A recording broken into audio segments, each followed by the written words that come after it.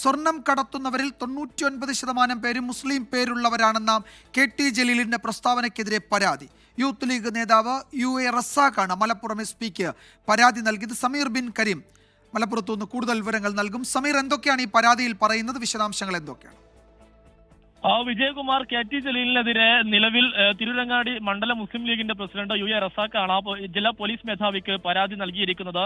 ഈ പരാതിയിൽ ചൂണ്ടിക്കാണിക്കുന്നത് ജലീലിന്റെ പ്രസ്താവന ഒരു നാടിനെയും സമുദായത്തെയും ആകെ അപകീർത്തിപ്പെടുത്തുന്നതാണ്. മതസ്പർദ്ധയുണ്ടാക്കി കലാപം ഉണ്ടാക്കാനാണ് ജലീലിന്റെ ലക്ഷ്യമെന്നും കലാപാഹ്വാനത്തിന് ജലീലിനെതിരെ കേസെടുക്കണമെന്നും ചൂണ്ടിക്കാട്ടിയാണ് പരാതി നൽകിയിരിക്കുന്നത്. സംഭവവുമായി ബന്ധപ്പെട്ട് പരാതി പോലീസ് സ്വീകരിച്ചിരിക്കുകയാണ്. എന്നാൽ ഇതുമായി ബന്ധപ്പെട്ട നടപടിയിലേക്ക് പോലീസ് കടന്നിട്ടില്ല. KT ജലീൽ കഴിഞ്ഞ ദിവസമാണ് വിവാദമായ പ്രസ്താവന നടത്തിയത്. അദ്ദേഹം പറഞ്ഞത് കരിപ്പൂർ വിമാനത്താവളത്തിൽ സ്വർണ്ണവുമായി പിടിയിലാകുന്നവരിൽ 99% പേരും മുസ്ലിം പേരുള്ളവരാണ്.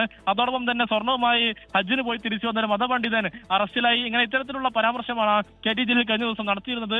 ഇതിനെതിരെ വലിയ പ്രതിഷേധം ഉയരുകയാണ്. അതിന്റെ ഭാഗമായാണ് ഇപ്പോൾ യൂത്ത് ലീഗ് പോലീസിൽ പരാതി നൽകിയിരിക്കുന്നത്.